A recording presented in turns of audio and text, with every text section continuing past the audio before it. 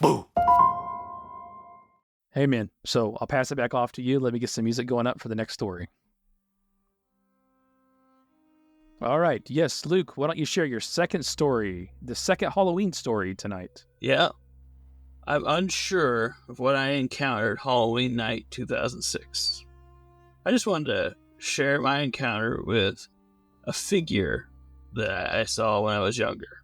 As I said, this took place in Halloween night on 2006. I was 14 at the time and spent the night at my friend Heather's house along with two other friends. We're all going to spend the evening trick-or-treating in Heather's neighborhood. Heather had 3 siblings there as well, including her brother Eli. Eli was the annoying younger brother who had a crush on me.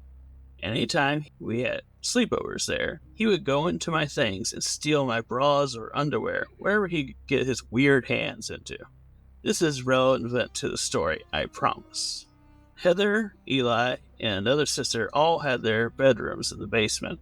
Eli and the other sister's rooms were at the end of a hallway past Heather's rooms, which was midway down the hall and to the right. Everyone got into their Halloween costumes and makeup and started to gather in the front yard of the house. I'm outside and I realized I forgot my trick-or-treating bag. I got ready in the sister's room, so I ran back into the house to go grab it. I rushed downstairs, down the hall, and past Heather's room. Out of the corner of my eye, I noticed someone sitting on the middle edge of Heather's bed, staring down at the floor. The lights were off, but the hallway light was on. Even though the room was dark, I could easily see the silhouette of someone quite small, with a rather large head for their body, just sitting, staring down. I didn't think much of it in the moment. I immediately figured it was Eli, sitting, going through my things, as he always did. He was also wearing a costume with a large round mask, so I knew it looked kind of similar. Maybe it looked so much smaller because he was sitting at a weird angle, or it was a trick of the eye. It looked odd, but it couldn't have been anyone else. I also thought it strange, and quickly took note how unusually dark and solid the figure was, with absolutely zero features of any kind to be seen. It made me mad, but I was also too shy and non-confrontational to call him out on it myself, so I went to go and grab the bag from the sister's room, and I rushed past Heather's room again. I was going to rat on him to his parents, so I made sure to look out the corner of my eye again to make sure he was in there. As I go past, the figure still sitting there, looking down at the floor. I get outside and immediately start going off at Heather, telling her that Eli was in her room right now, going through my bag. I was super mad, but she looked confused. She goes, "You're the only one in the house. Everyone is outside waiting for you," and points to her brother standing down the road with his group of friends. I felt super uneasy learning that, and she was right. Everyone had been outside waiting for me. There was no way it could have been him inside. He would have to run past me out the door. And I know someone was sitting on her bed when I walked past again. Heather and her siblings were always scared of being downstairs, especially by themselves, and mentioned that they thought it might be haunted or something weird was going on, especially since their parents had started renovating the house. They noticed a lot more activity around that time. What do you think it was? Was this creature a shadow person, or was it something else? I grew up in central Canada, where First Nations people have stories of little people, and I always thought it was some sort of entity like that. You better hope it was, because if it was a person, it's not supposed to be in there. That's pretty damn scary. Yeah. You know what I mean? Like, that might be worse. Yeah, I mean, it's entirely possible. And it's Halloween night, so someone would be in a costume that might look like that. I'm always multitasking throughout your story with social media and stuff. So what was the relation to this Eli? He was the little brother? He was the little brother of Heather, her friend. Right. And then there was another sister that's unnamed that lived at the end of the hallway where she changed. So a pesky younger brother, odd, creepy one, I guess. I don't know. How old did it say he was? Didn't say? It did say, it said he was an annoying little brother, so she was 14. He was probably like 12. Yeah. Creepy. The figure on the bed had a oversized head? Yeah, it says a head larger than what should be for its body. She did mention that she assumed it was him, especially because of that, because he was wearing a large head for his costume and thought that would make it look right. But he was outside and down the road. We didn't plan this, guys, but the next story, make sure you stay with us, is a video of a shadow person. I don't know how this works out. Like it does. It's insane. But it's getting me excited about that, right? Because I'm picturing a shadow person right now. Right. Kind of weird though that it's like not a silhouette of one like passing or on a wall or you often do see them like where they're more where you see them, but you never hear them just like I never hear them like sitting Yeah, on a it's bed. staying there long enough for her to go into another room and then come back, and it's still there. Yeah, it's still there looking down, right? So you couldn't. It was just looked dark. That's what I took away from this. That's what I took away from what she was saying. It looked dark. You couldn't see any features or anything. Just maybe a big head. Joe said it looked solid. Not transparent at all. So it looks like an Yeah. actual figure. Yeah. The room was dark though, right? So So the room was dark, but like it was enough light was coming from the hallway to show it sitting there. but it just shows you though that it did look like a person because she thought it was a person. Yeah. So she wasn't at first like that's a shadow figure. She thought it was the brother. So Yeah. it looked very person-like. So I mean, not just a silhouette or something. Yeah. More than a silhouette. If that makes sense what I was saying. Pretty creepy. So she face calls her or something, I assume, because you mentioned about pointing or something. Or she go outside. She went outside. Yeah, she went outside and was like, "Hey, your brother's in there." And the girl turns and points to everyone outside already. And said, "You're the only one in there." So she was outside though. She didn't have to go back by it again. Can you imagine that? Like, Yeah. if she would have like called her and been like, "Hey, like your brother's in here being creepy," and she's Yeah, yeah. So she went to the one room and walked back out and still saw saw him it, still. and then was outside. And then, yeah. Can you imagine if like she made that call in the room next to it and she had to go Yeah, past no that room? kidding. Yeah. What would you do then? Would you still go past it if you had a stick, right? That stick. Oh, I'm making a stick, by the way. A special stick for the show.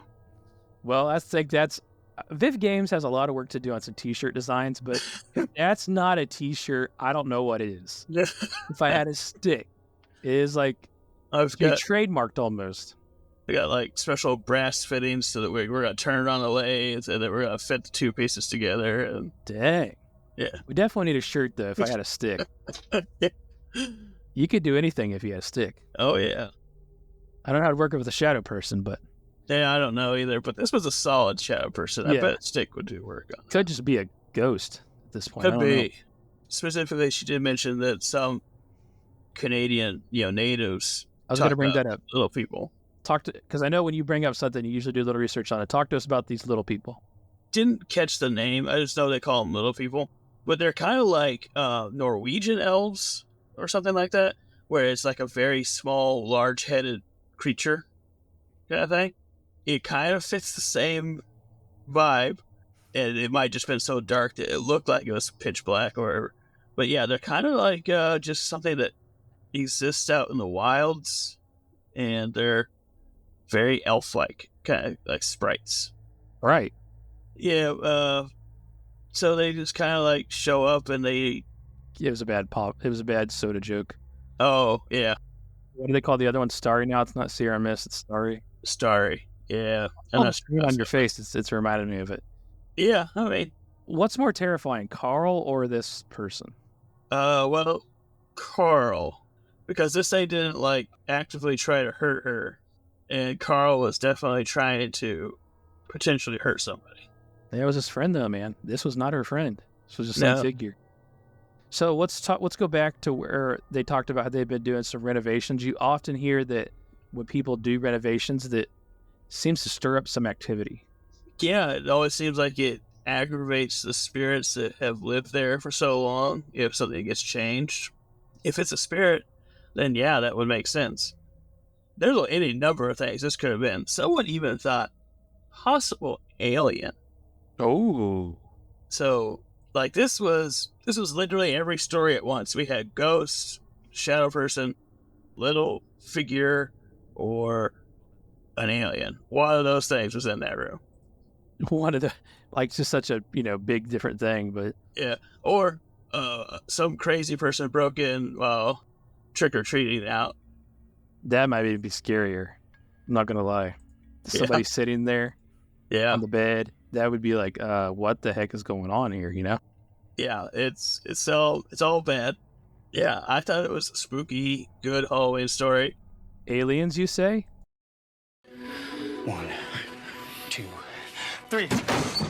Ah! I'm insane with anger! We're gonna beat your We're gonna tear your head off! I'm losing my mind! It's time for an whooping! I cursed. I heard. Sorry, I had to do it. Yeah, I mean, it fits. Would you run back in there like that? Yelling those kind of Oh, things? yeah, definitely. That's the thing, though. Like, would you go back inside? All jokes aside, I know you would if you had a stick, but would you go back inside if you were, like, let's say, like, if you were a parent and you heard the kids say that was your Oh, house. yeah. Yeah. I would go inside for sure. Especially the time period. This is 2006, so there's a chance they don't have their cell phone with them if they have one. I don't know. Yeah, that's true. That's kind of around that time where people were just getting them. I don't know what it is in British Columbia of Canada. Yeah, they could be generations behind. Yeah. They might be a few years anyway.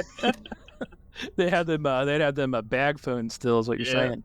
So I don't know what the cell phone coverage was like. I don't know how far out of town they were. So you might have to go inside anyway just to call the cops. You know, a lot of people don't like cameras in their house because that's kind of weird, people think. But dang it, that would be a good time to have one. Yeah, definitely. Back then, a little bit different. I think you had to be a little bit more work to get some camera equipment, surveillance in your house. Yeah. Definitely possible, but that would be something where you'd be like, you'd look immediately. Definitely, yeah. I feel like I'm not satisfied because we don't know what it was. Like, it's driving me nuts. This was a while back, and obviously she probably wouldn't have noticed anything more about it, but She's got to think about it every Halloween, though. For sure. I mean, I would. I'd probably tell that story every Halloween. Yeah, that's a pretty crazy story. Jeff had an iPhone day one. Yes, I did. I also broke it on day 2. Remember that when I got the new iPhone and I dropped it from like 1 foot off the ground and the screen quit working?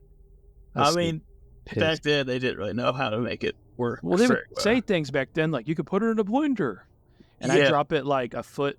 I actually dropped it, caught it on my knee area, then it fell from there, and it screen quit working. Crazy. Yeah, nothing to do with the story, but it's terrifying. It's terrifying though. Just how dangerous those iPhones were back in the day. I like this story. I want to know more.